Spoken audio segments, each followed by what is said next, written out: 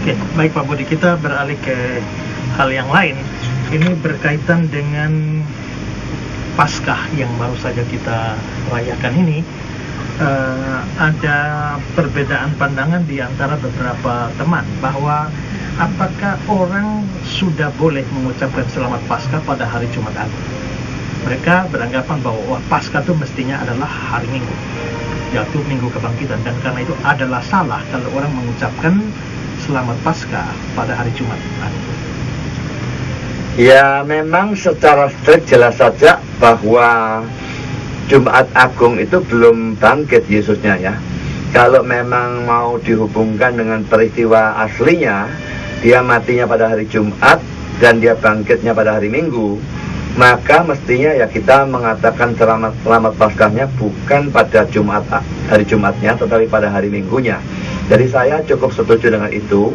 Tetapi kalau dilarang sampai dikatakan sebagai dosa dan sebagainya, itu kok bagi saya agak terlalu keras ya. Karena sebetulnya kalau mau ngomong kita boleh saja mengatakan kapanpun selamat Paskah, karena Yesusnya sudah bangkit. Jadi mau kapan saja, mau Kamis, mau Senin, mau pada Natal kita mengatakan selamat Paskah juga boleh kalau mau mengatakan seperti itu, karena Yesusnya memang sudah bangkit. Tapi kalau memang mau dihubungkan dengan perayaan itu disesuaikan dengan harinya, maka ya memang lebih pantas mengucapkan Paskah itu pada hari Minggunya dan bukan pada hari Jumatnya memang. Kenapa bukan hari Jumat Pak Budi? Kan ada pandangan bahwa Yesus itu mati justru pas pada jam penyembelihan domba Paskah. Jadi mengapa bukan Paskah lebih cocok atau condong ke Jumatnya? Perlu diingat ya, Paskah itu ada dua macam Paskah. Kalau di dalam bahasa Indonesia disamakan ya, Paskah. Dalam bahasa Inggris dibedakan. Kalau Paskah menunjuk pada kebangkitan Yesus, itu Easter.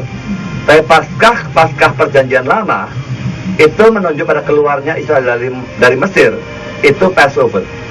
Saya baru-baru ini mendengar juga ada orang mengucapkan Happy Passover. Itu konyol sekali, orang ini tidak ngerti Inggris, tidak ngerti perbedaannya. Happy Easter mestinya. Kalau Happy Passover ini memperingati keluarnya dari Mesir. Jadi yang Jumat itu yang Paskah PL, tetapi Paskah PB-nya itu yang Minggu. Dan perlu saudara ingat, kalau saudara membaca seluruh Alkitab, semua kata Paskah dalam Alkitab menunjuk pada Paskah PL. Paskah PB itu tidak ada kata itu di dalam Alkitab. Easter memang muncul di dalam Alkitab versi King James.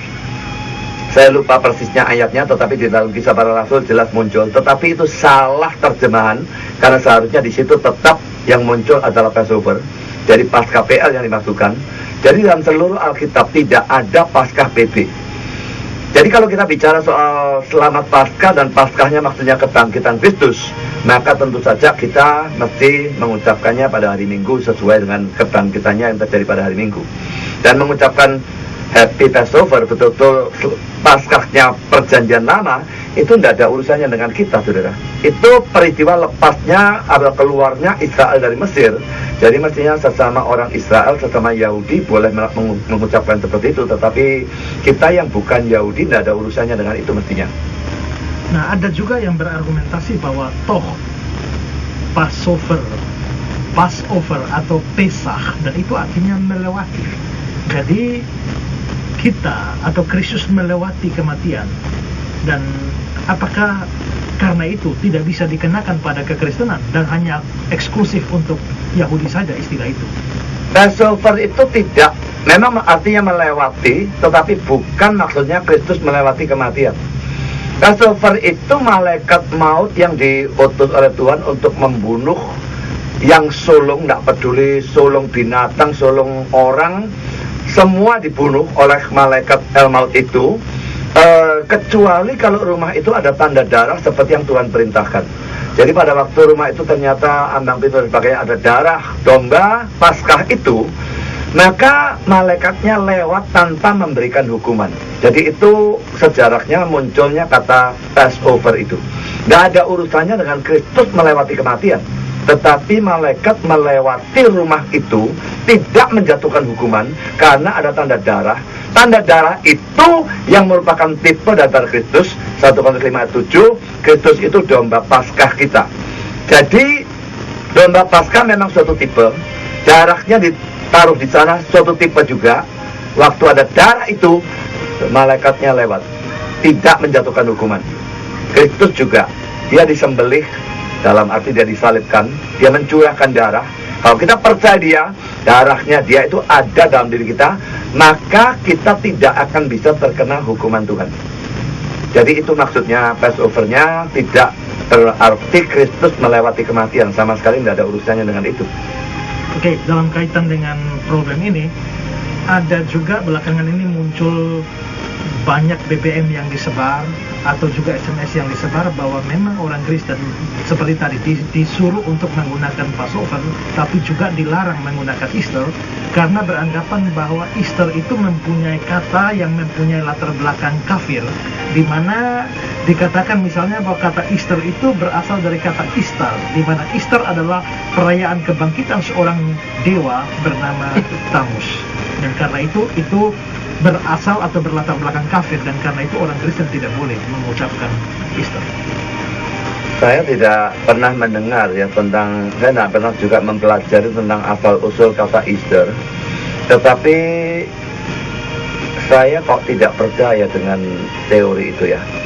Banyak orang yang dengan gampang mengatakan Natal juga berasal dari kafir lah, ini berasal dari kafir, semua berasal dari kafir dan sebagainya.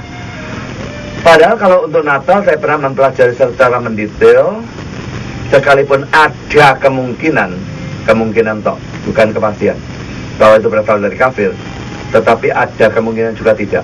Jadi teori tentang Natal itu ada macam-macam, ada yang mengatakan berasal dari kafir, ada yang tidak.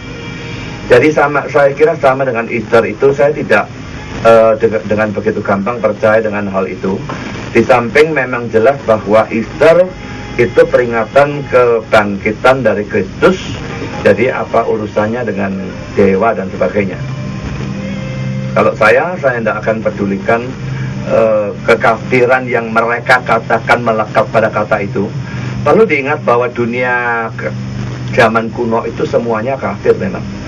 Kalau mau ngomong seperti itu, bahasa Yunani itu bahasa kafir juga, bahasanya orang kafir loh.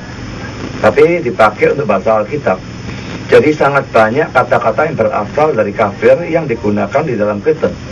Bahkan ada yang mengatakan bahwa kata theos dan sebagainya itu juga berasal dari kekafiran. Kata Ibrani el juga semacam demikian.